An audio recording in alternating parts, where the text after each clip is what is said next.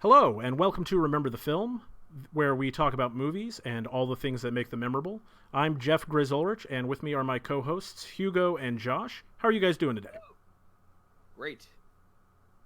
Well, I just got tested for COVID because my stepfather, who lives with me, tested positive for COVID. So we're all quarantined in our house, and hopefully we get our results back soon and they're negative. But I'm excited to talk about movies at least. Do they still do COVID tests by slicing your hand and then putting a hot wire in the blood in the petri dish? Yes, that's exactly how they do them. And yeah, and it's a pain because then you have to go to surgery and they have to reattach your hand and yeah, like it's a whole thing. It's a mess. It's a whole thing. Disaster. Yeah, it's a whole thing. Good one. Yeah. Well, so on that note, No. in today's episode, we are going to discuss our first film to remember, The Thing, from 1982. And after that, It's not called The Thing. it's John It's called Carpenter's John Carpenter's The Thing. Yes. And so after that, we're going to go into our topic of the week, which is horror movies. How do they hold up? So we're going to go ahead and just jump right into our film to remember, and we're going to start off with a little, spoiler-free discussion of our thoughts on it, very brief, and then I'm going to put up the spoiler warning on the video.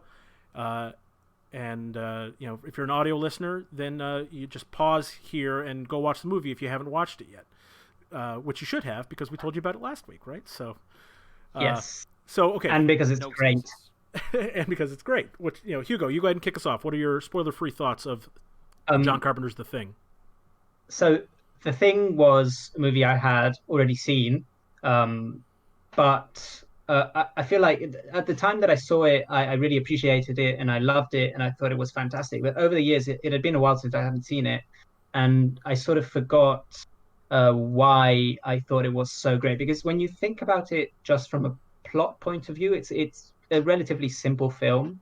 It's only an hour and 45 minutes, barely, and the plot is relatively straightforward.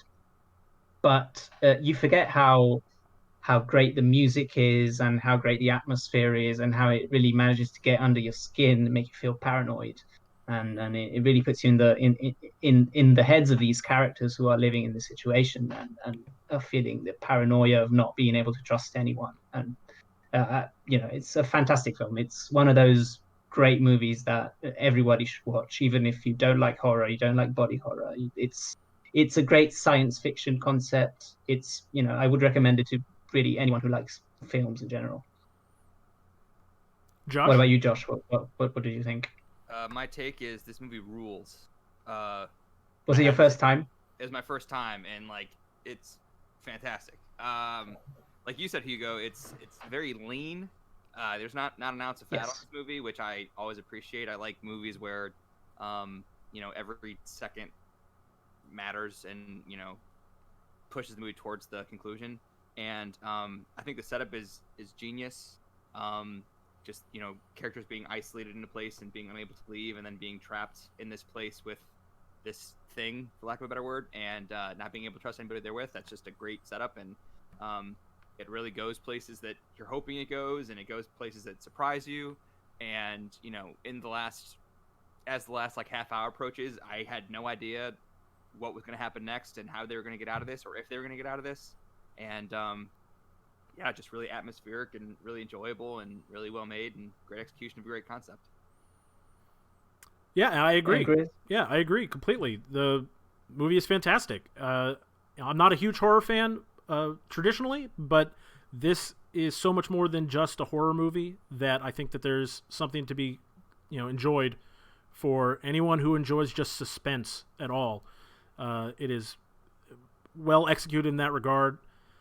I think there are some things that make this not a perfect movie, but it is just absolutely fantastic. I watched 16 horror movies in the last week, and this was my favorite. That's insane. So I'll tell you, It's COVID. We're all at home. We have a lot of time. I'm glad I saved it for the last movie I watched before recording, because I wanted to kind of see where it sat among the context of other horror movies, and it's just a better movie than most horror movies I watched. So if you haven't seen it yet, I still think you should go see this wherever you can stream it right now. It is definitely worth a watch. So now let's go into our spoiler thoughts. For you audio listeners, again, since you don't have a way for you to know that there's spoilers are coming and when they're going to end, you should probably pause the movie and go watch The Thing, or pause the podcast and go watch The Thing, and then come back and finish listening to us at this time. But everybody else, on the video format, I've got a spoiler logo up to let you know as long as we're talking about spoilers. And when that goes away, you can unmute the show and know you're good to go. But please watch The Thing. Watch The Thing, because it's brilliant. And and the most underrated thing about this movie is it has the best dog acting I've ever seen, because that dog is creepy as hell. And I don't know how they achieved that. There's all these scenes about the dog just ominously looking at them, and it fills you with dread because you don't know what is coming. But anyway, so to talk about the movie, we thought we might briefly go through the plot, and we can discuss individual scenes, individual moments as they come up. And actually, real quick, I meant to say this stuff before putting on the spoiler warning, but whatever, it's too late now. That's right. I just wanted to mention just some fun facts about the movie. Oh yeah. Go ahead. Obviously, we know that it's John Carpenter's The Thing, directed by John Carpenter. He was not the original director hired for the movie. Originally, they went with Tobe Hooper, who was from Texas Chainsaw Massacre. Right. Yes. And the producers were unhappy with the draft of the film that was presented to them, so they decided to go another route, and they went through several other directors. I think I saw on a couple people say John Landis was in talks for this movie as well, and they went through other writers, and then eventually the product was shelved entirely until after the success of Alien. And when Alien was successful, they're like, okay, let's bring it back. And John Carpenter had just been coming off of Halloween, and he was already who Stuart Cohen, the producer, had wanted to direct the movie in the first place. So it just kind of worked out that he was able to come back to it. And had he already made Escape from New York at this point, or not? Isn't Escape from New York the year before? Josh is nodding before, yes. Yeah. 1981. Right. So that's probably how he got to collaborate with From what I was reading, Russell again. From what I was reading, it was they had seen that he could have success in the horror genre, so they decided to bring him on. Some fun facts about the reviews of this movie. This movie was critically panned at release. Oh, really? Yes. Well, I guess more accurately, it had mixed reviews. Some people thought very highly of it. A lot of people thought very, very poorly of it. Just as some examples, Vincent Canby from the New York Times said, "The Thing is too phony. It's too phony looking to be disgusting. It qualifies only as instant junk." And Newsweek writer David Anson said, "There's a big difference between shock effects and suspense, and in sacrificing everything at the altar of gore, Carpenter sabotages the drama. The Thing is so single-mindedly determined to keep you awake that it almost puts you to sleep." He also called it atrocity for atrocity's sake. Oh my God, that's wow. I don't even think that the film is that gory. I mean, maybe it's just because we're watching it in 2020 and it doesn't feel the same. But that's a messed up movie. If you've seen Texas Chainsaw Massacre, is creepier and more unsettling than this movie. Right? I'm betting that person didn't like Texas Chainsaw Massacre either. Then, if that's what probably not. Yeah, probably. Is, I mean, it also doesn't have a very happy ending. So, like, atrocities for atrocity's sake, you can conceivably finish this movie and say, "What was all that for?"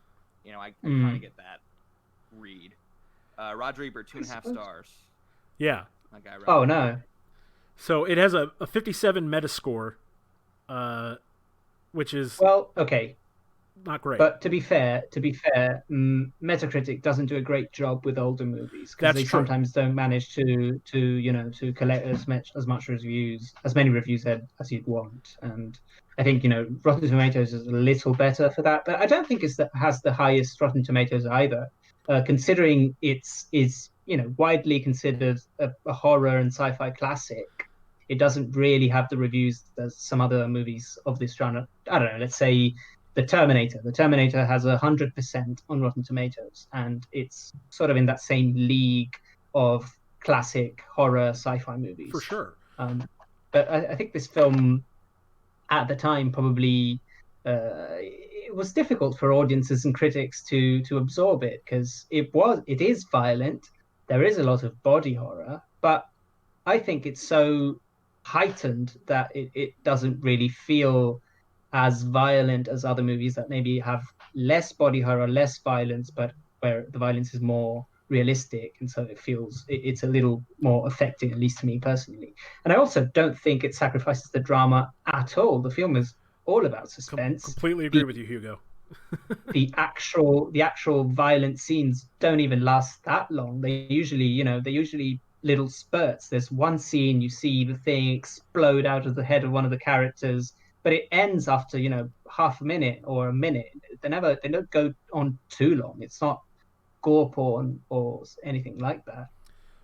Oh. You know. Two more little fun facts. One, the budget is estimated 15 million. 1.5 million of it was spent on creature effects, which Wow. was at the time like the most. A lot. It's an insane amount to spend on that. And the Mhm. producers originally wanted a much lower, or rather, Universal wanted a much lower budget for that originally. But once they started seeing, some of the stuff that they were making, they're like, okay, yeah, go ahead. Go ahead. Yeah. And my last fun Do you fact. know how it did at the box office? Oh, the gross box office $19,629,760. So Which is a lot for the time for an R-rated hardcore horror yeah, movie. I don't think it's what Universal wanted. No, but it's not bad for 15 million budget. And It's my crazy it opened on the same day as Blade Runner. that is crazy. Yeah, I didn't which know that. flopped. It opened in theaters on the same day as Blade Runner, and which also is considered more of a historical flop than the thing is. But Yeah. it was also up against E.T., which I don't know if you guys know this. E.T. was an enormous box office hit. Like it played Oh, I for know. Yeah. all of 1982 and was #1 for like 10 weeks or something like that, which I is think just not something you see anymore. I think it still has the record for most weeks as number one at the box office in the US or something like that. I think it's still the number one for most weeks in a row. Maybe. I mean, I think Titanic would give it a run for its money, but I don't know. I'm not But yeah, sure. E.T. was an enormous hit. Like I think they thought that this would be like counter programming to E.T., and it wasn't. And it wasn't. So The last fun fact I have for you: Ennio Morricone. Am I saying that right, Hugo? Help me out here. No, you're not. Give it a go. Ennio Morricone. Thank you. Morricone. Thank you very much. The score, luck. his score for this movie was nominated for a Razzie for worst score.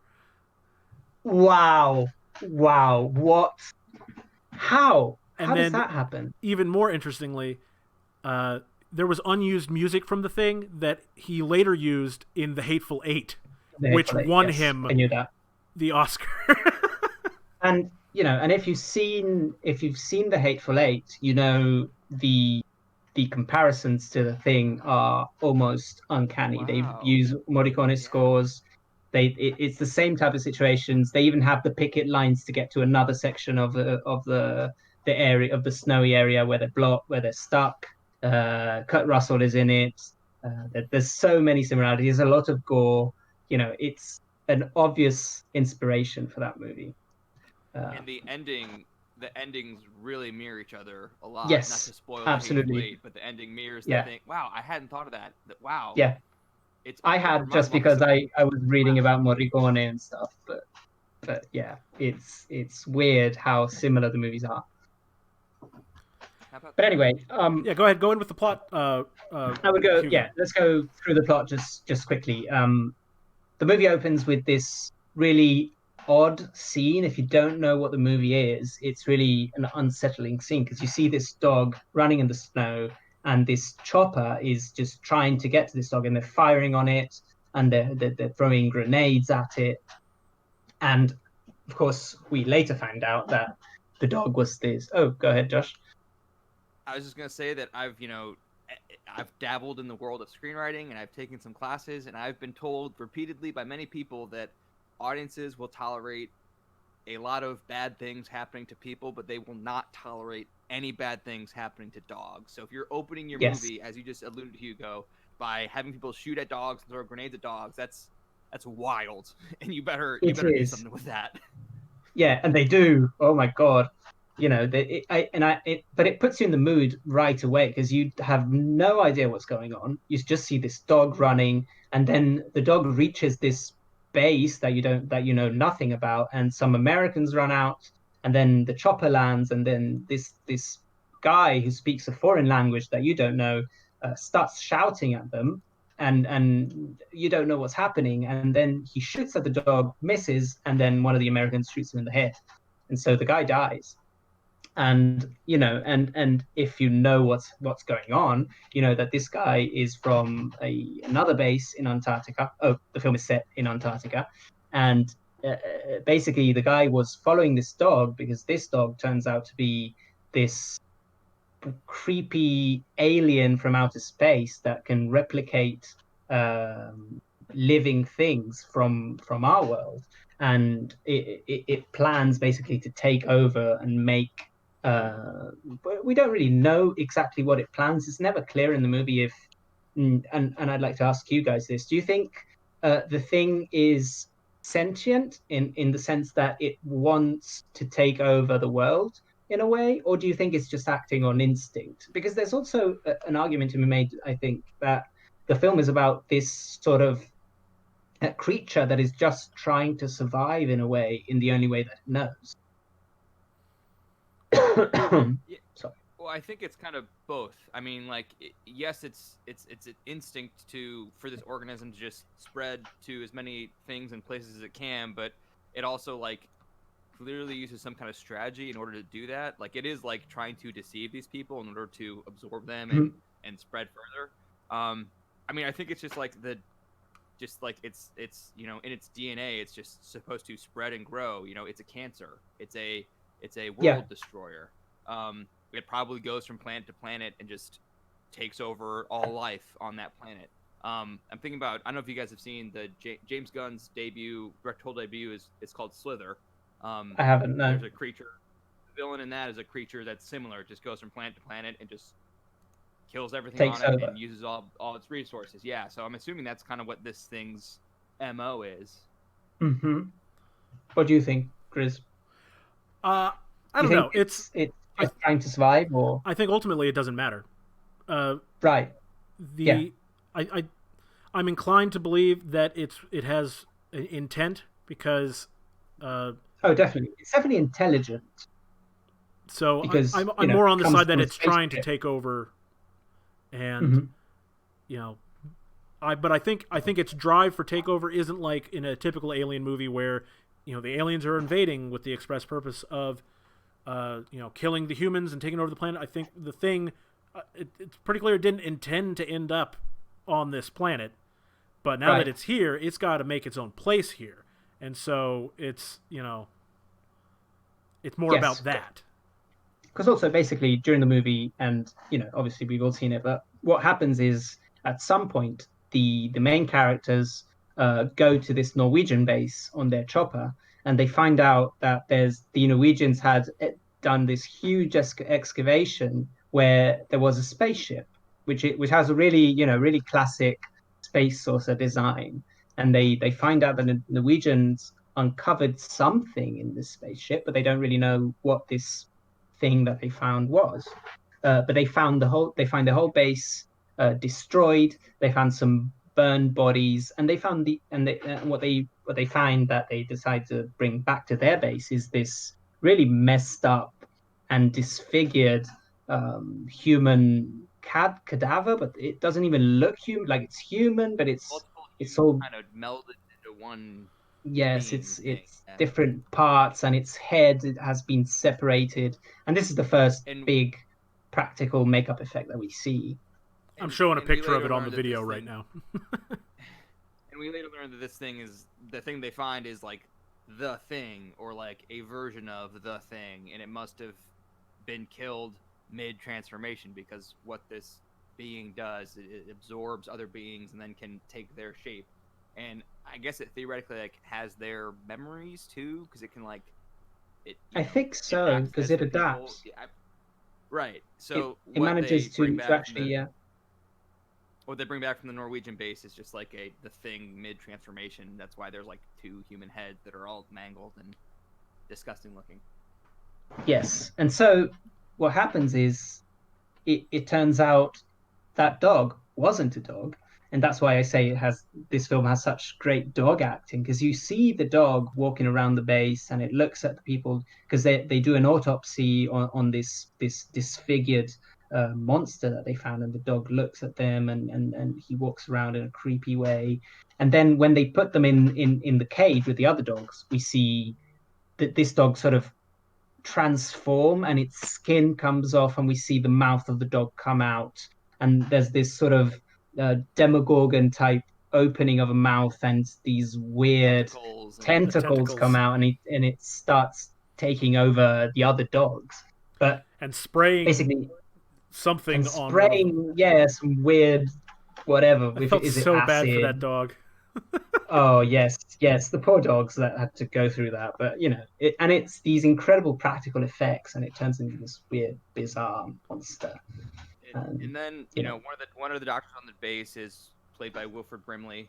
Blair is his hmm character's name, and he kind of discovers what's going on because he hmm performs the autopsy on the multi-humanoid thing they bring back from the Norwegian base, and yeah, he realizes what's going on. So uh, the dogs that survived their encounter with the thing in the cage do not survive their encounter with Blair because he goes down there with an axe and and kills kills all the them all. dogs in there Yes, because he's not sure which one may or may not be the thing, which is a precursor to the rest of the movie. You don't know exactly. what is a dog and what is the thing, so you just kill them all just to be safe to keep the thing from spreading to everyone else. And again, that's what happens to the dogs first.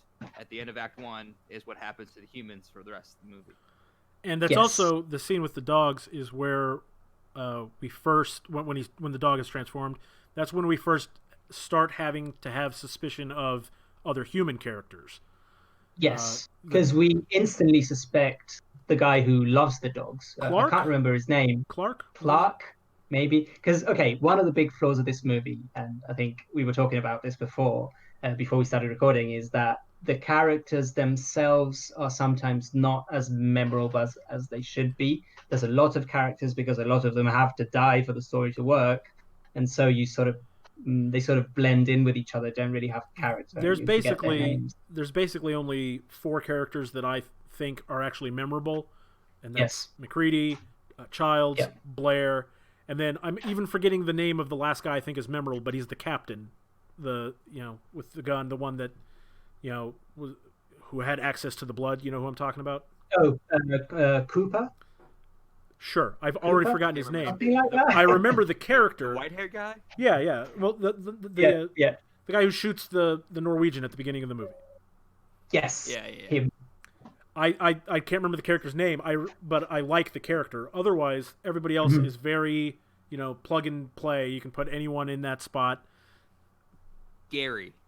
His name was His Gary, I name is think. Gary. Scary, right? Because I at think the that end of the might be it. day, I don't they're remember. there to be slaughtered by this thing who's Yeah. taking them over. And so, yeah, what happens is Blair, which is I think he's a scientist on the base. Yes. He sort of loses it, and he becomes completely paranoid because he's the first one to understand. Oh, this thing is taking us over, and he uses this really goofy 80s computer program that is simulating what would happen if this thing got to society, and it looks ridiculous now, So but at the time it probably worked. that was actually one of my notes was like this this exposition computer that just spits out Yeah. exposition at you. I kind of rolled my eyes at it, and that was like really the only time in the movie that I rolled my eyes. Which that's Mhm. a there's an eye roll factor to every movie, and the lower the eye roll factor, Yeah, the better. However, I especially in a did movie with this when it, kind of concept. Yes, but I did think about one of my favorite. I don't love horror movies, but I do love The Fly, Cronenberg's The Fly, and that Right. also is an '80s movie with an excellent exposition computer where Yeah. Jeff Goldblum is typing in questions to the computer and it's spitting out answers at him, and it's all Yeah. for it's for his benefit, but it's also for the benefit of the audience. But I think they do a better job in The Fly because it's like scarier and more ominous, and like he types in like what happened to the fly, and then the computer answers fly Yeah, instead of yeah, yeah, Grundle yeah. now. And they do the same One thing in thing. Alien as well. Yeah, but I mean, I guess like the computer is they do the same like ominous reveal of like what happens if the creature gets to a big Civilization. population. It says everyone's dead within 3 years, or it actually Yeah. says 27,000 hours. But I had to do the Yeah. math on that. Yeah, It was me just too. over 3 I years. immediately got my phone out to calculate. Was it 3 years? Yeah. Just a little over 3 years. And so this Blair character who has figured it out basically decides, oh, we can't. There's no way we can know who's the thing and who isn't the thing, because anybody in the base could be the thing, any animal could be the thing. And so what he does is he destroys all the communication equipment, and he destroys the chopper, and he destroys even they have an excavator or something, another means of transportation. He basically sabotages everything. Yeah, he panicked. He panicked a little bit Yeah, here. yeah. He panicked. He went into paranoia. But at the end of the day, he was right, because the way the movie ends, they don't figure out a way how to completely destroy this thing, or how to completely know who is the thing and who isn't the thing, or at least not in a reliable way that they can count on to get back to civilization. And so they So I they don't know. lock. I think they figured out a way to do it. It was Yes, just but you know but the thing but they also say, yes, but if only a few particles of this thing can survive and take over someone, they'd have to repeat that. They do figure out a way, but they would have to repeat the test all the time, because they would never know definitively. yeah. And even and jumping to the ending is McCready, which is the main character played by Kurt Russell, who's basically the character. He During the movie, he takes over, he gets the weapons, and he decides, okay, I'm going to be the arbiter. I'm going to decide who's the thing and who's not the thing. I'm going to figure out who it is, and I'm going to save everybody, basically anyone who's still human. At the end, he ends up alone with another character, and the point of the ending is that character had tested negative for the test that they did, but you don't know if he's the thing or not. He might be. I think they And made a so they critical might flaw not. in the plan, which was after you've tested everyone, keep everyone You can't. together. You have to stay Exactly. together. You can't separate. You can't separate. So anyway, I think we should go through some of the big body horror sequences, because that's the big, I think, special effect innovation of this movie is doing those body horror sequences that look so so good. I so think then still. I think we're gonna talk about the body horror things, and there's three scenes we need to talk about. We need to talk about the dog when they first Yes. discover the dog and the thing Yeah. itself is revealed. That's number one. We need to talk about the Mhm. autopsy. That's number two. And we Yeah. talk about the blood test where Yeah. And the a lot of stuff defibrillator. happens in And the blood test. defibrillator. That's the I meant when I said the autopsy, I meant the defibrillator. That's Yeah. Yeah. So those three: the dog reveal, the defibrillator, and the blood test. Yeah. Okay, so we already set up the dog idea, but yeah, Josh, go ahead and say what happens next, because it's brilliant. In the defibrillator. Yeah, No, we've talked about the dog. I think we talked about the dog, we didn't finish it, because what's cool about the dog is that you do see one as they come in with a flamethrower to burn it, which is the way they figure out how to kill the thing. You can see one of the bits that was part of the dog that sort of detaches itself and goes through the roof, and so you as an audience know that basically there's part of the thing out there that's still alive, Right. but the characters don't. So that's cool. It's like a But starfish where if you cut off an arm, it'll grow into another starfish. Right. Basically. yes, yes, exactly. So for the defibrillator scene, one of the characters, I can't remember his name because it doesn't really matter because he dies. The early enough doctor. in the movie. The doctor, yeah. One of them. Yeah. Well, there's multiple doctors, I think, but I don't. He is regardless, an this doctor. Guy, he is a doctor. They already know the thing is out there because they've seen the dog transform, so they are kind of battering down the hatches and starting to try to hunt this thing in their camp so they can eliminate it. And this one particular character like has chest pains and he collapses. And is he dead right away? No, he's not dead right away, which is why they try to revive him with a defibrillator. And so they got him on the operating table.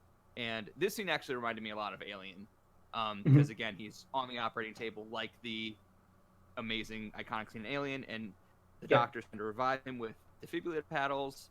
And at one point, his arms, when he presses down on his chest, his arms go through his chest. Gross. And then when the doctor pulls his arms out, they are now stumps because I don't know if there was a mouth in there. Chest thing bit his arms off. Like I guess the chest becomes a big mouth, and it sort of bites the hands off, and so they come into the room.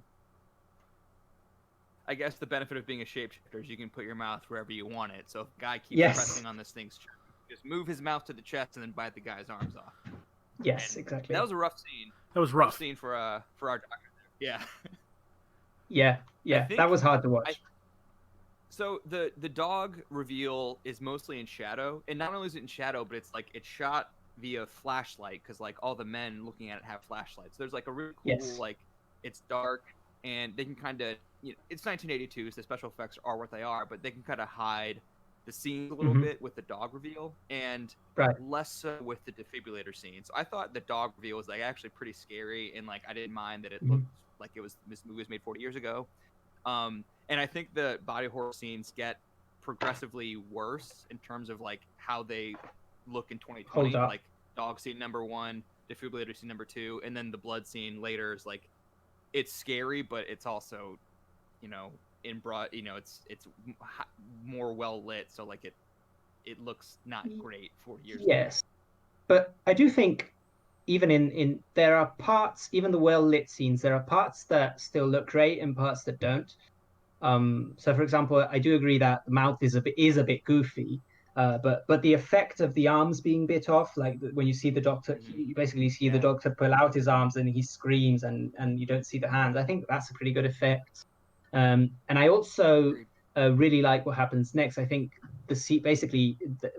in the dead body of the guy who was on the defibrillator table, the head starts detaching itself from the body. This is again the survival instinct.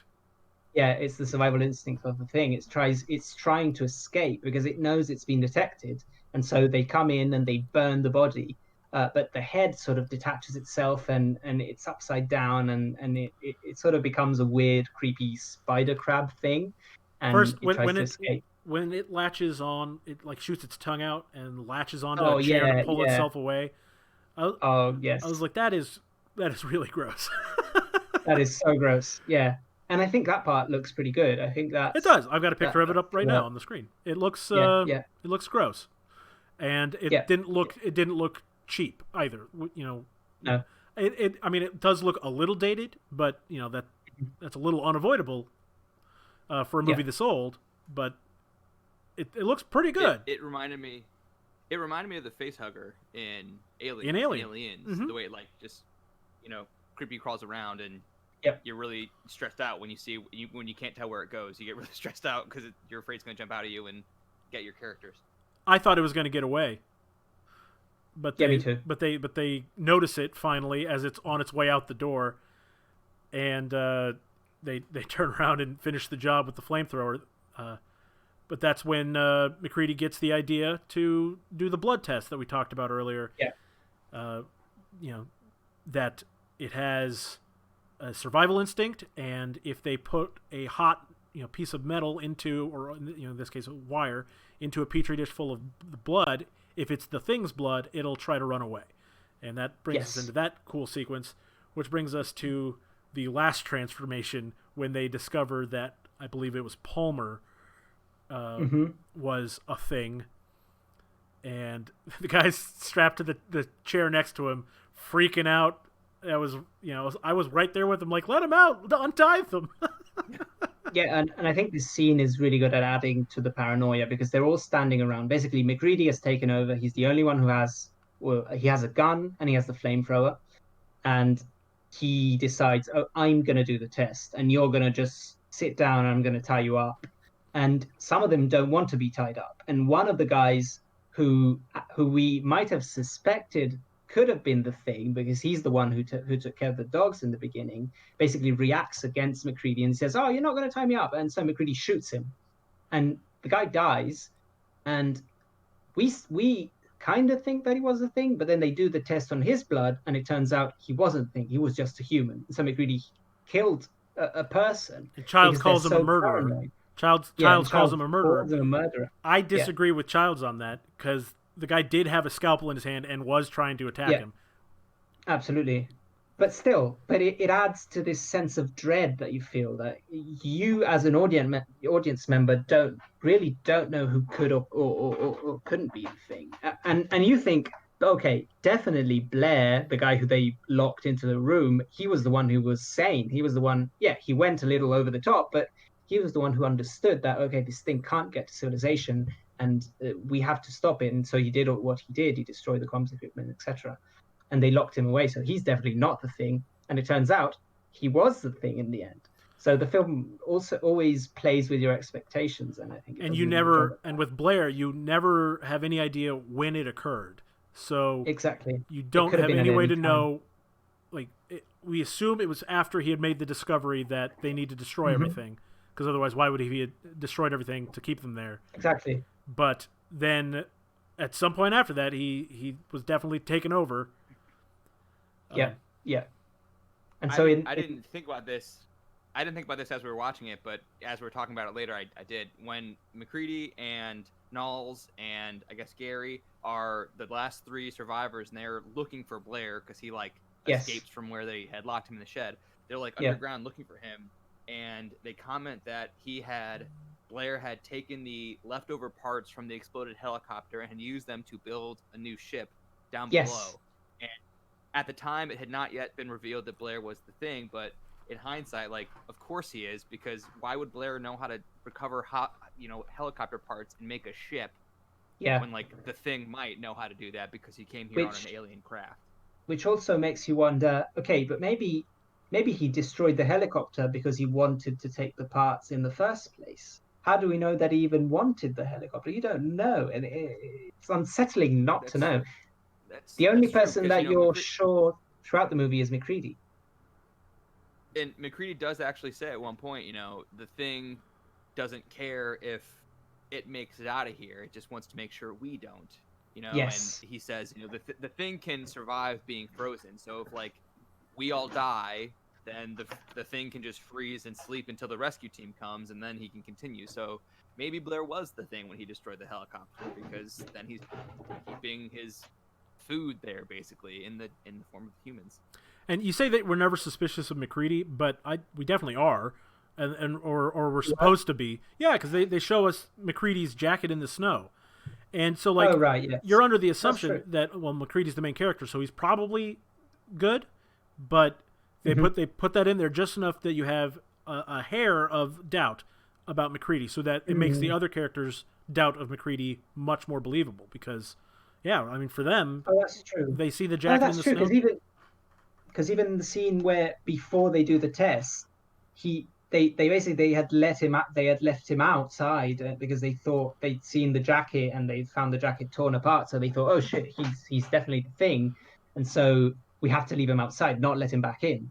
But he manages to come back in, and then he takes the dynamite and he uses the dynamite to say, oh, if you get close to me and try to kill me, I'm just going to blow all of us up. And so that's why they do the test scene, and the first thing he does, I'm going to show you what I already know, and he does his blood first, and shows them that he wasn't the thing at the end of the day. And so, but yeah, I suppose so. But it's still a relatively brief. Yeah, it's only a moment of doubt for MacReady, but it's enough to reinforce the idea in your mind that anyone could be the thing, literally anyone. Mm-hmm. And that's what makes this movie so suspenseful from basically start to finish. The moment they bring the dog in. And, of course, we know the title of the movie is The Thing. So these Norwegians are trying to kill this dog. I assume it's not because they don't like dogs. I assumed the dog was the thing right from jump, which I think most people probably do. So right from the start, you're already thinking, okay, well, the thing is, the dog is probably the thing, and I don't know this yet, but I assume that he's not going to always be the thing, or he's not always going to be a dog, because otherwise, that's not the sort of thing that becomes horror history. That No. a killer dog in Antarctica. Maybe you can make a movie out of that. That's right. But still, So I'm suspicious from the start about the dog, and then because of that, I'm suspicious of everyone, and they just keep reinforcing that suspicion throughout the entire movie, and that's what makes this movie not just horror, not just a great horror movie, but a great movie in general, because they keep you on the edge of your seat the whole time. Go ahead, Josh. Real quick, I wanted to mention that mentioned the start of the dog. I'm a big fan of first images and first lines of movies because I feel like that's real estate that you need to use to your advantage. And the first images, like you said, Hugo, is hunting a dog. So you're already setting up predator and prey in your opening images, which is thematically meaningful. The first lines are MacReady playing chess with this chess computer, and he says to the computer, "Poor baby, you're starting to lose it, aren't you?" Which is also a very meaningful first line because they all eventually start to lose it. And I like that in the first 8 minutes, they're talking about why the Norwegians would have come here shooting a dog and then shoot the Americans. And the doctor's explanation was stir crazy, cabin fever, who knows? Which again is very prescient for what's about to happen in the next hour and a half. Well, so that kind of brings us to the end of the movie. Where Yes. So the final sequence is they go look for Blair, and they don't find him, but they figure out, he's probably the thing because he's building this spaceship or spaceship-looking vehicle, so he's probably been taken over. And so at some point they basically decide, okay, we're not going to get out of here, and we can't let this thing survive in the ice. So the last ditch effort, the last thing we can possibly do is just blow everything up, set it all on fire, and we know it hates fire, and hopefully that will kill it, right? Hopefully. So they start going, hopefully. So they, but what they did was Childs, which was one of the characters, who had tested positive. He wasn't the thing, okay? We're using testing positive, which is very 2020 for COVID, but whatever. That's 2020 language for you. He really had a negative test. A negative test. He was not the thing. He was not the thing, right? Basically, he disappears. They don't know where he is. He sort of disappears from the movie completely. And so they have this big final showdown. They find Blair, who has this bizarre final kill on one of them, in which he basically takes his hand and puts it inside the skin of this character, and it's sort of, I don't know. I'm assuming he's sort of shooting out the thing's tentacles inside his throat or something like that. At the very least, he's keeping him from being able to make a sound. Yes, and it's really creepy. And basically, at this point, I think what happens is Thing figures out, okay, there's only MacReady left. I can probably turn into this big monster and kill him.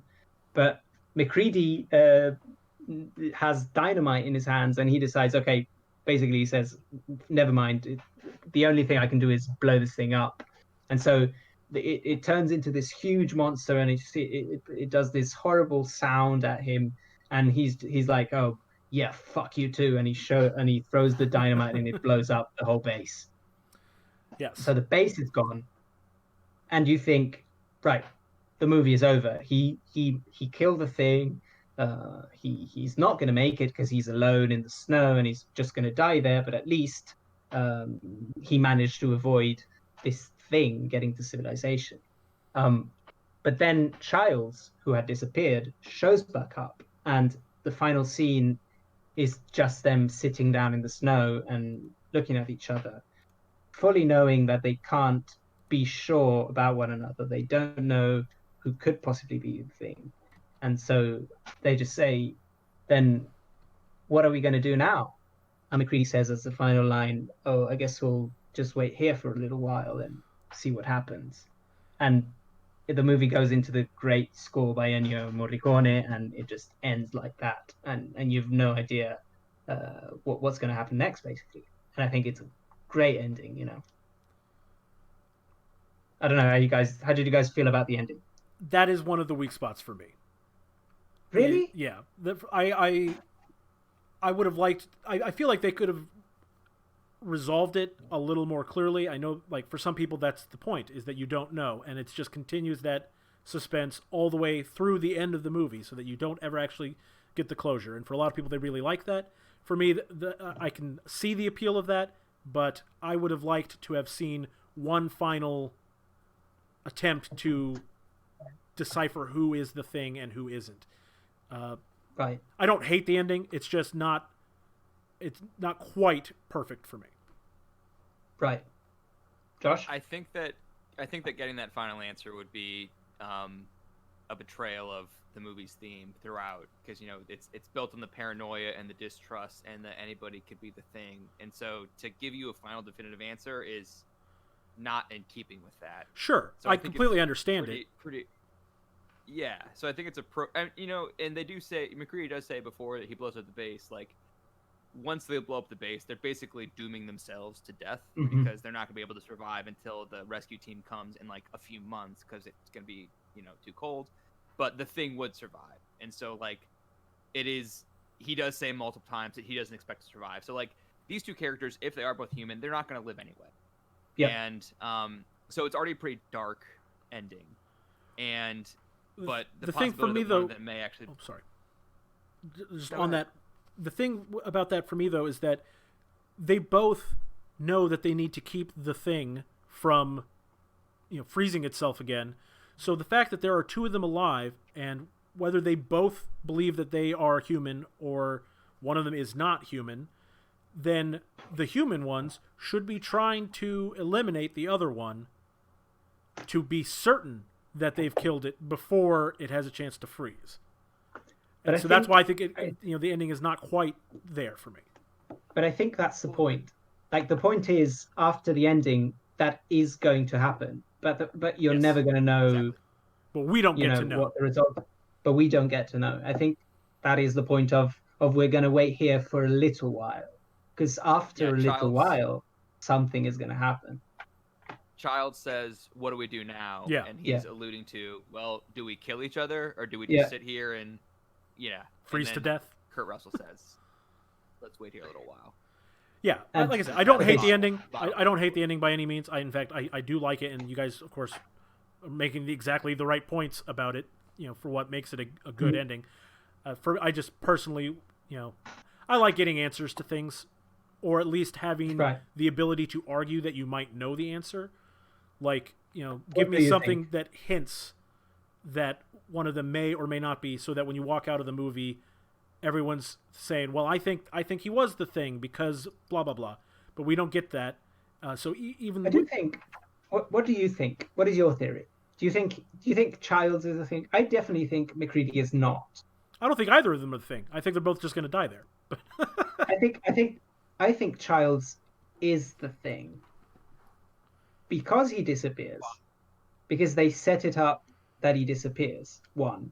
And second, he comes there and the first thing he says, "Oh, it's getting a little hot, isn't it?" And I feel like despite the fact that the base is blown up, they're still in the snow. Like, a regular human at minus 40 Celsius, which is what they say it is, would still be really cold. So he's either making a little snarky joke, or maybe he does feel the heat, and maybe the thing feels the heat a lot more than humans, because we've seen it's vulnerable, to fire. I don't know. I feel like he's as vulnerable to fire as any human is vulnerable to fire. Yes, they are both flammable. It has sort of that's true. That's true. But it sort of has a specific thing against fire. Like humans are not vulnerable to fire; they're vulnerable to the cold. But the thing has a specific thing against fire. And so I don't know. And I feel like that line could have been thrown out to give you a little hint. And I also think his demeanor is a little different, because I think throughout the movie he's sort of a gruff guy. He has a strong personality, and in that final scene he's a little bit more subdued, and I think that might be an indication. But I think he's the thing, but there's no clear-cut answer. So real quick, if he is the thing, why doesn't he attack McCready right away? That's what I was thinking. Because McCready doesn't have a flamethrower anymore, and he doesn't have like what is he going to do? Take over his What body. is he going to do? That's my That, you point. know? Like, what is the thing's rationale to not attack McCready as soon as he encounters him? Because McCready can't defend himself. Well, okay, I think the reason there is because they want to keep the ending ambiguous so that you can have theories. You know, it's sort of But meta narrative in a way. What's the in-universe rationale for the thing to not attack McCready? That's I why think- I think I'm with Grace. That's why I think they're both human. Is he doesn't I attack him think- right away? In universe, it doesn't care anymore because it agrees with McCready's rationale that it's just going to survive. It's not going to be able to get to civilization in that cold, but it can survive by being frozen. And so it'll just wait there and wait for the rescue, and they're going to find this frozen body, and it'll take over.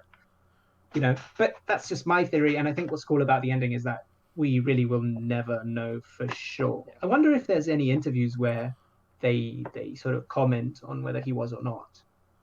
John Carpenter said he wanted to be ambiguous. Yeah. Well, Yeah. so two things. I wanted to include one other fun fact that I didn't mention earlier because it is a spoilery fun fact. But with the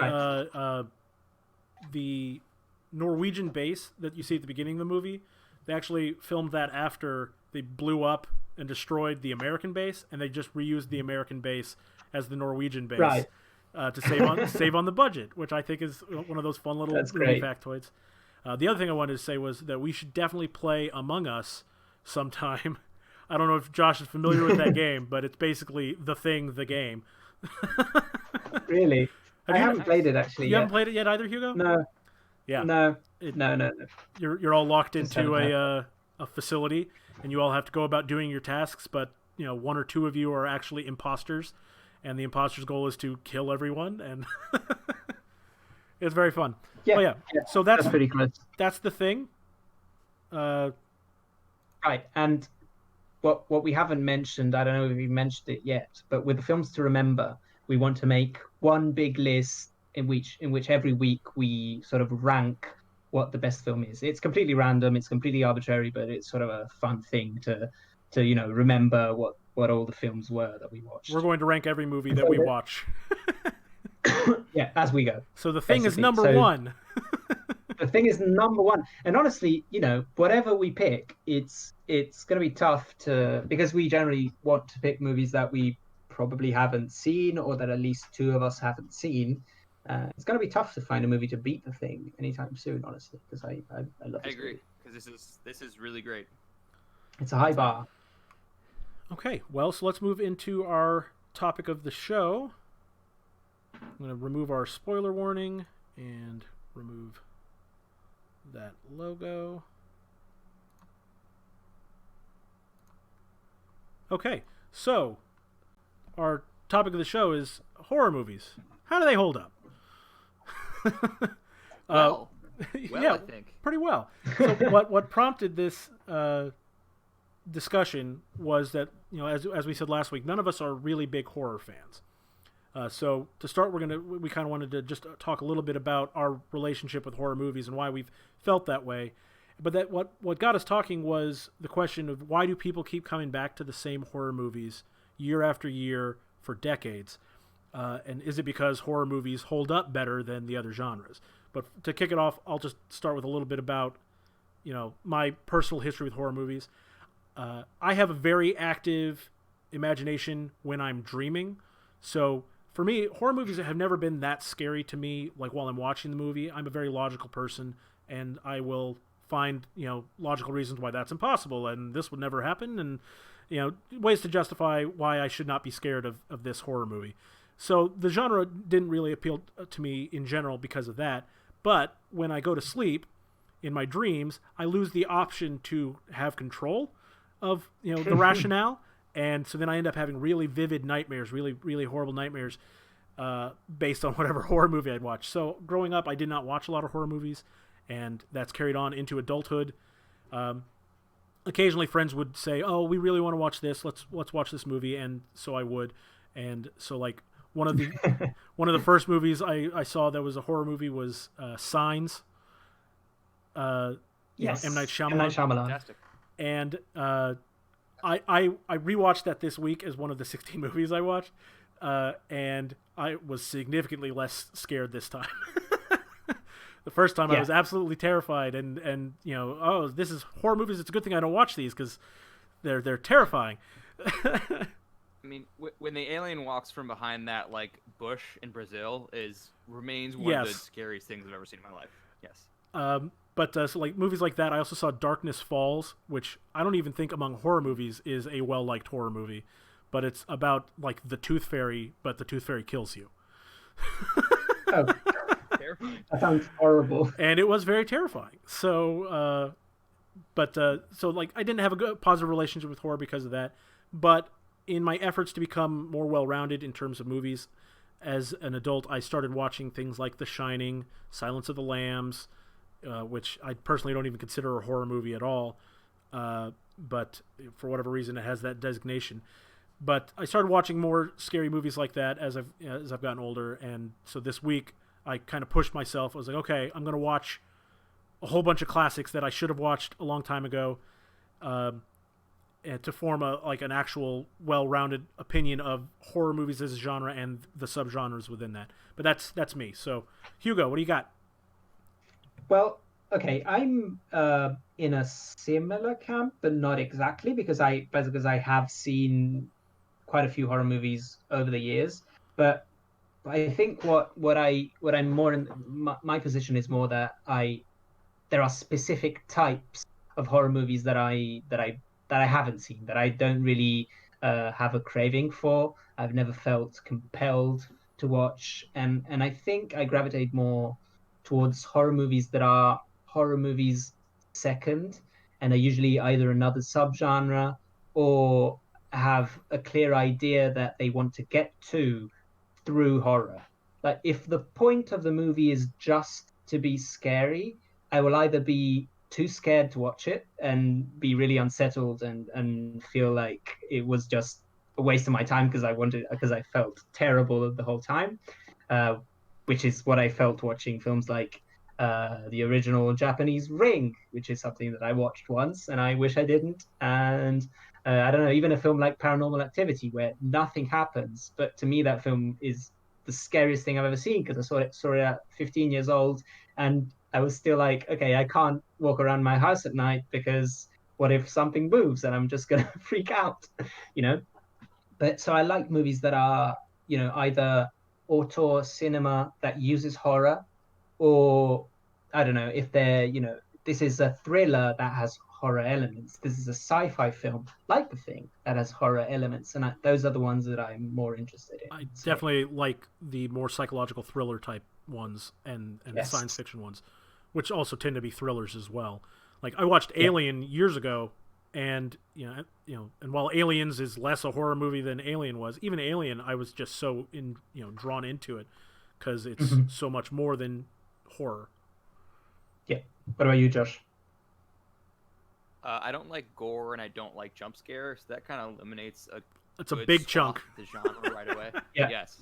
I think that in terms of personal history, I didn't start watching horror movies until I had to. And when I made me that is like I would go to the movies with friends and I would be outvoted on what we were seeing, that kind of thing. I was no longer deciding what we would watch. So like both The Ring and The Grudge came out when I was in middle school, so I saw both of those.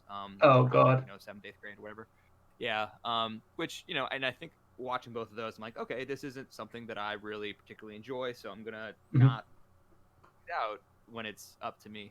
And I've grown out of that a little bit because I just appreciate great filmmaking more than I am like my love of great filmmaking outweighs my fear of gore and jump scares. So like Right. Scream is awesome. I love Scream. I watched that for the first time this really week. well-made movie. Outstanding. And like that's like a fun movie that I now watch like at least once a year nowadays. I think and, Hugo like, and the I opening agree of with that. It's just like, Yeah. but like, I mean, not just the opening, but like the opening in particular, and that whole movie is just like so well crafted and so well done that I'm just like kind of in awe of it more than I'm like, more than I'm off put by the stuff that I don't like in it. So Mhm. that's about where I'm at. I'll watch a good horror movie if it's if there's stuff to appreciate, which there usually is. But I didn't grow up liking them or anything like that.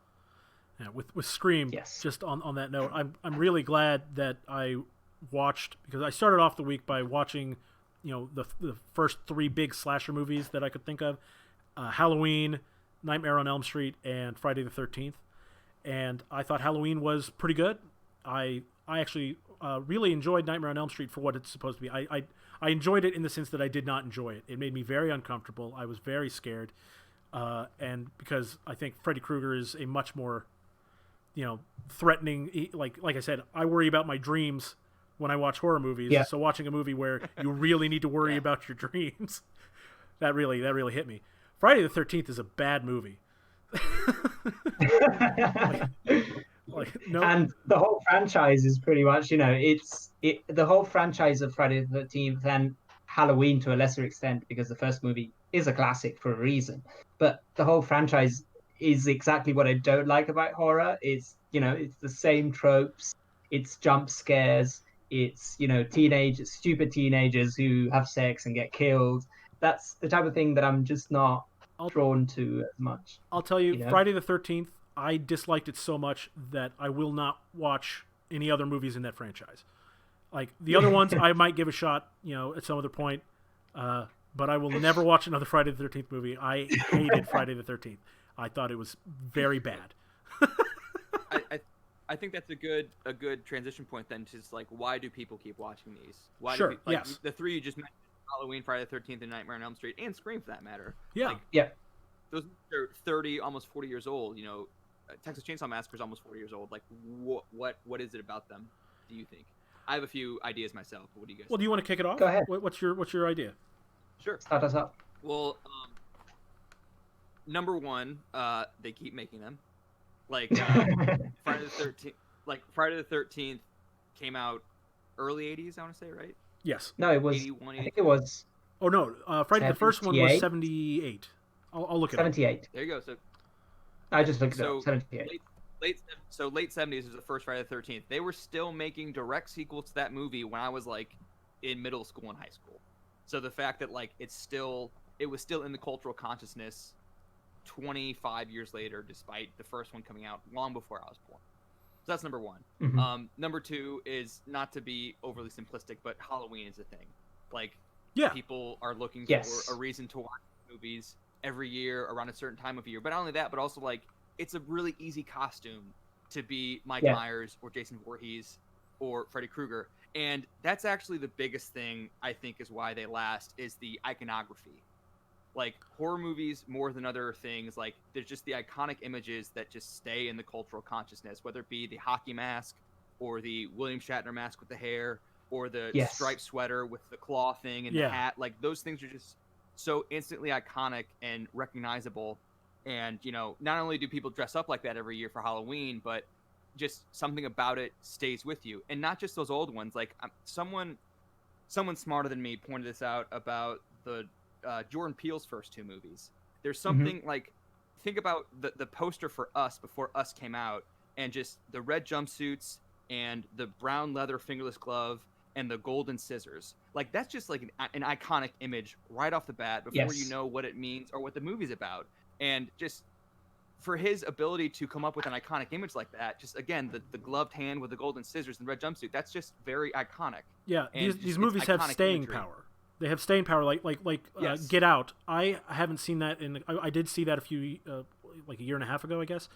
And I was thinking about all the horror movies I've seen last night, and I remember a lot of stuff from that movie quite vividly, which I can't say that for every movie that I saw a year and a half ago, but for some reason Get Out sticks with me, and I think that's a function of horror movies. They get in your brain and they live there. And so you can always come back to that, and that's what gives it so much appeal. Yeah, I mean, the medulla oblongata, like, fear is a powerful thing in your brain. It does, evolutionarily speaking, when we're afraid of something, we are, It sticks. programmed to remember it, to avoid it in the future. So if you nearly get hit by a car, you're going to avoid getting hit by cars later in life. And so if you watch Michael Myers terrorizing people, you're going to remember Michael Myers terrorizing people. I wanted to Yeah, say. Oh, go ahead, Hugo. Oh, sorry, go ahead. You touched on this, but I agree that the thing that makes horror stick so much, in my opinion, is it's easier for a horror movie to make an iconic image or an iconic piece of music because Yeah. the genre is so specific compared to other genres that are a lot broader. Um, Horror can manage to have this single thing that becomes part of the public consciousness. Like I've seen Halloween the first time last year, but I know the music. I knew that music.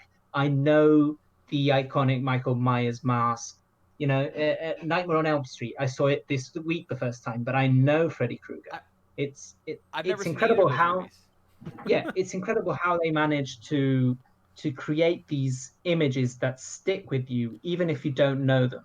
And the second And, reason I think horror is has so much staying power is I think compared to other genres, there's a stronger subset of people. There's like a group of people who are just horror fans.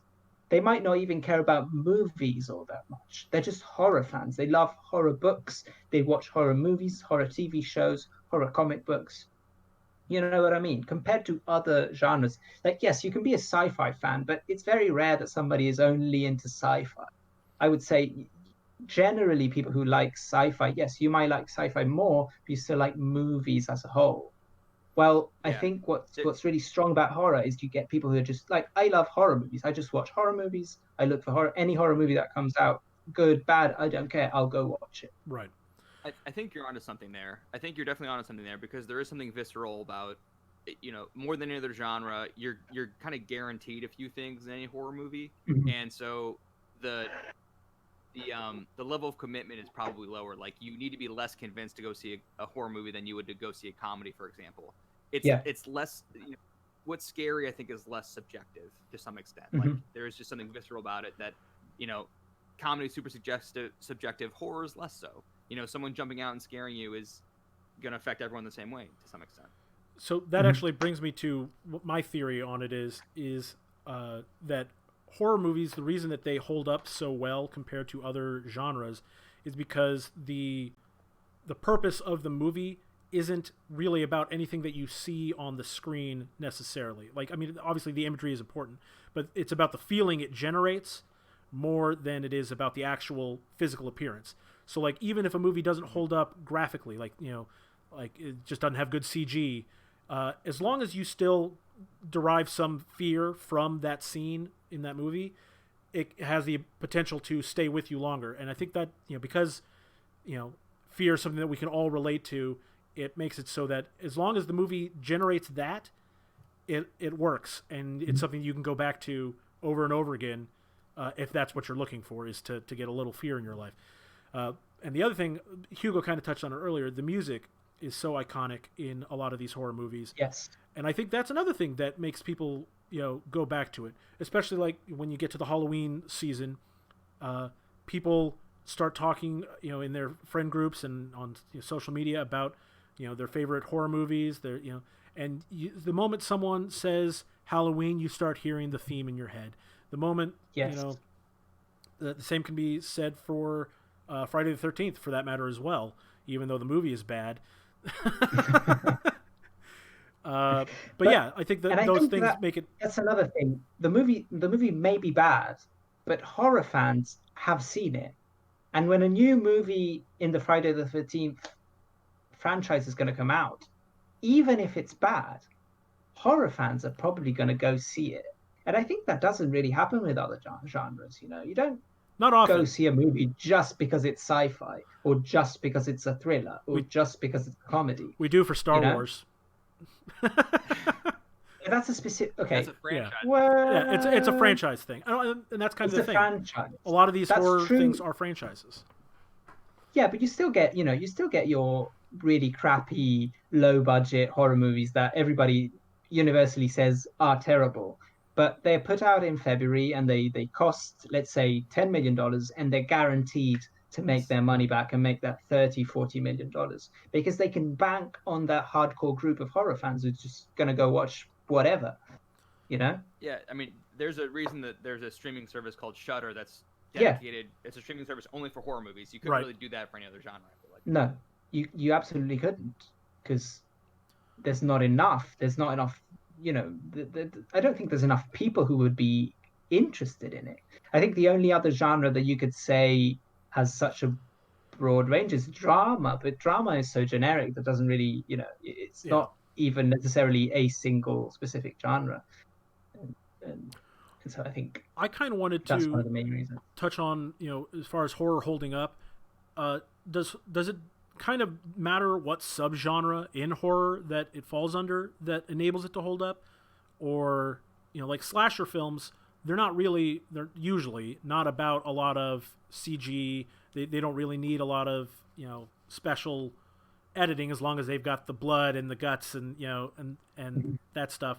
They can kind of get away with a lot of stuff. But like sci-fi horror, do those age as well? Obviously, we thought The Thing did, but do you guys think that the other sci-fi horror movies are going to be able to do that? Like Life just came out a few years ago.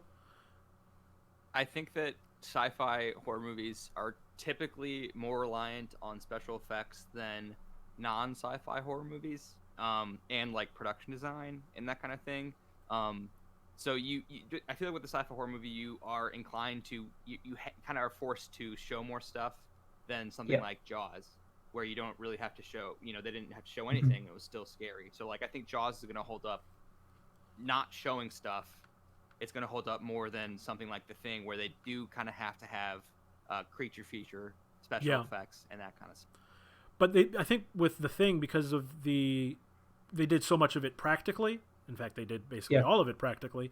I think that in general, practical effects have a better chance to hold up over time than CG does.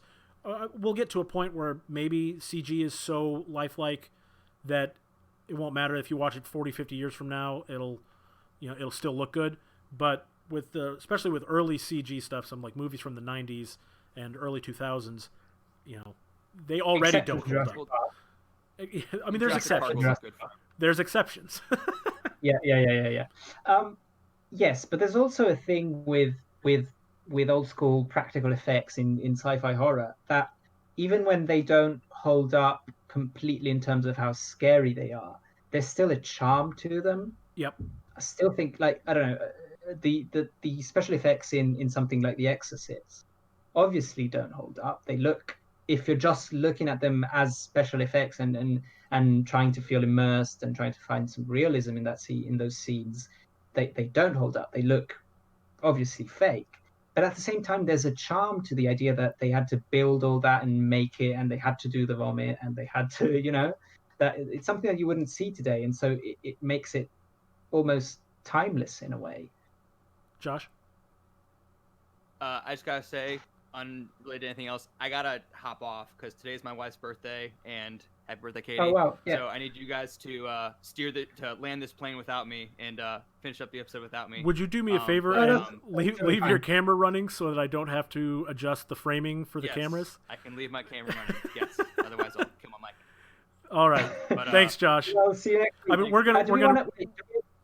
Do we want to talk about the film to remember first? Well, I mean, we can talk. We can talk about it. It's going to be real short at the end. We can just do it. Yeah. Fine. Thanks, fine. Josh. Bye, Josh. But basically, like, we were about to wrap up anyways. I just wanted to I wanted to talk about slasher movies. I think they hold up really well because they don't age. Horror is good camera work. Yeah, exactly. What they need is good camera work, good editing, good music, good use of shadows and stuff.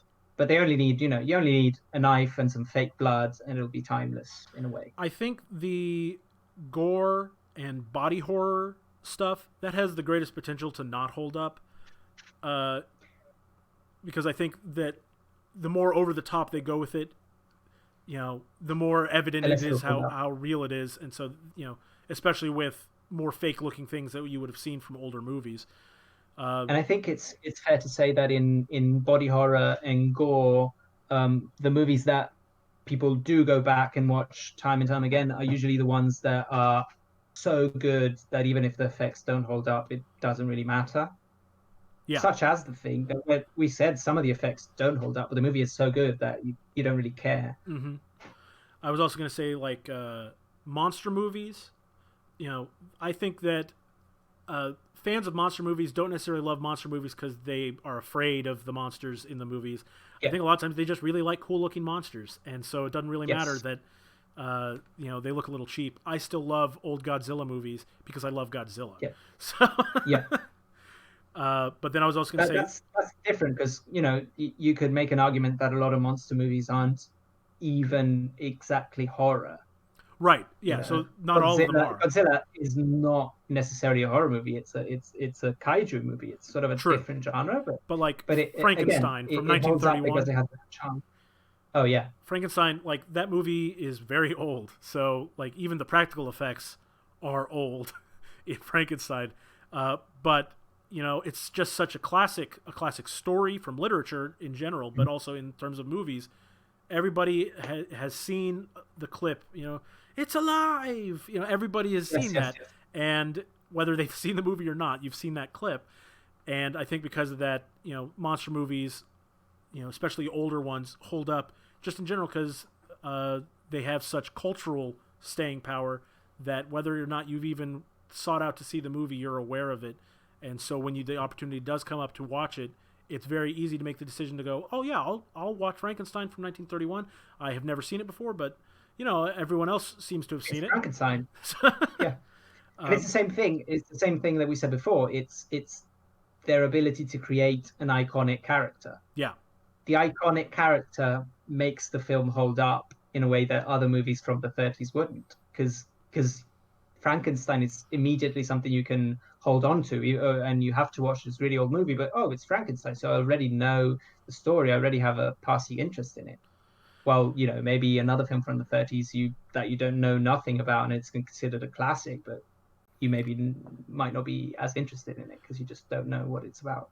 The one genre that I didn't watch basically any of this week, and I guess it's technically two subgenres, but like found footage and paranormal. I did some paranormal stuff, but particularly like the found footage stuff.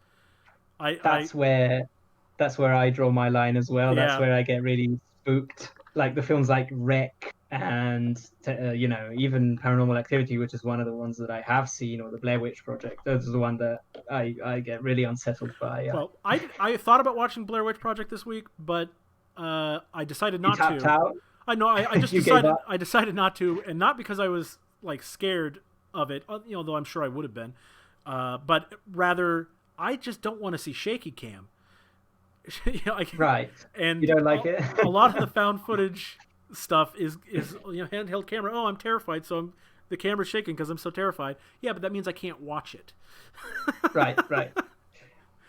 Yes, but I do think those movies probably do hold up because the concept is so solid that it doesn't really matter if there's a lot of special effects or if it's shot beautifully or whatever. It still holds up. It's still scary. And especially because again they do so much of it practically. Like in Paranormal Activity, I haven't seen the movie, but you know I know that they did the vast majority of it is all practical. Yeah, and I wouldn't even call them special effects. Like what you see in Paranormal Activity it's just people sitting around the room. You might you might want to watch Paranormal Activity because it's not shaky cam. So if you want to watch a fan footage movie, you could watch that because it's basically these webcams that this family has set up in their home, and it's just these people who have this sort of demon possess their house and weird stuff happens, and for me it was terrifying. But the people I watched it with were like, oh, but you don't even see any gore. It's not scary at all. And for me, it was really unsettling. See, and I think that would be unsettling for me. I mean, I know you know, not getting into religion too much. I'm a religious person, so things dealing with demons and possession and stuff like that. For some reason, that just hits me in my head much harder than any slasher movie ever could. So watching like The Exorcist, which I did watch, and Rosemary's Baby, I was like, those are this is a little. Give me some heebie-jeebies. Okay, for me, it's okay. I'm not a religious person, so when it goes into, like, if the film is directly tied into religion, I already sort of feel some detachment from it. I'm not as scared by it. But what's really unsettling about some of these possession and demon movies is that it's not even necessarily a religious demon. It's sort of an entity that is haunting a place, and you never fully know what it is, and that really gets to me. Well, in the last It's the implication of what it is that scares. That's scary. When they give you an 100%. answer, it instantly gets less scary for me. I guess that might be why sometimes I want an answer, is because Yeah, I want yeah. it to stop You being don't want to be scary. spooked. I want it to stop being scary at the end of the movie. But the last genre That's fair. that I think is actually after this week, I was telling you before we started recording that I think is now my favorite subgenre in horror is horror comedy. Especially movies like Cabin in the Woods and Scream, Mhm. and Shaun of the Dead. Okay, Shaun of the Dead is one of my favorite movies. I of loved all it. time. I thought it was I fantastic. love it to death. And It's all of so those good. movies require you to have watched other horror movies before you watch them. Yeah, And so I'm so glad that I definitely. did. I scheduled all those in my week for the end of the week, so that I would have a good foundation of horror knowledge going into it. And it totally paid off, because all those tropes that they play off of, it's beautiful. And then they add the actual humor elements to it, like in Shaun of the Dead, is much more comedy oriented than, say, Scream or Cabin in the Woods. Yeah, But those movies are still funny because of the way they use horror tropes. And yeah. so I definitely think that What's really that was funny my favorite. What's really funny in Scream is that, okay, the killer is not this unstoppable force like Michael Myers is. Right. Like he gets kicked in the nuts and he Yeah. bangs against the door and he falls over, and he's still scary, but he's distinctly human, Yes. and in a way it makes him a lot funnier. Love that Uh, movie, yeah. but yeah, so I think that's another thing, especially talking about how horror movies hold up.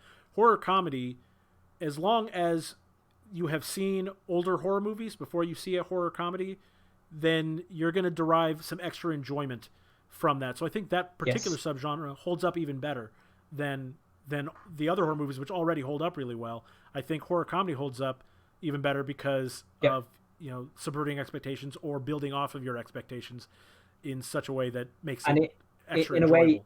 way they hold up because horror holds up. Yes, 100%. Like, you know what I mean? Because comedy by itself doesn't always hold up. In fact, I would say it's one of the genres that is very much of its time. Like 100% a correct.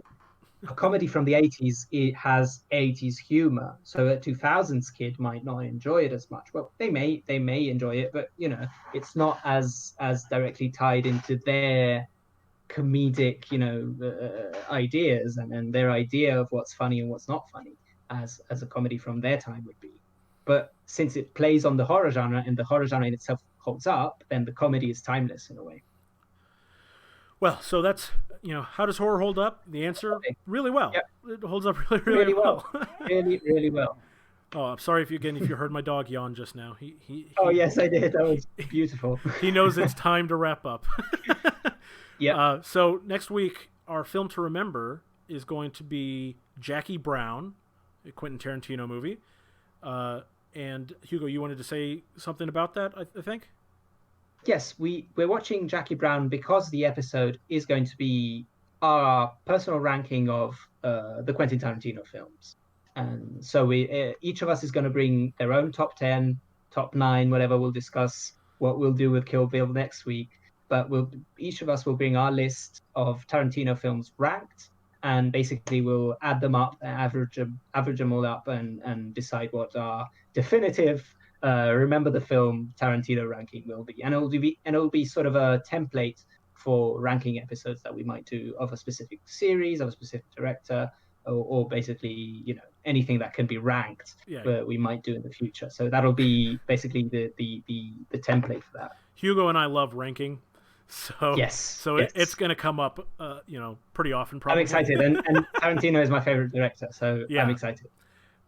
So that's next week. But for this week, we just want to thank you again for watching or listening, and remind you to please subscribe or like the episodes, and whether that be on YouTube or Spotify or Apple Podcasts or Pocket Casts. We're all over the place already.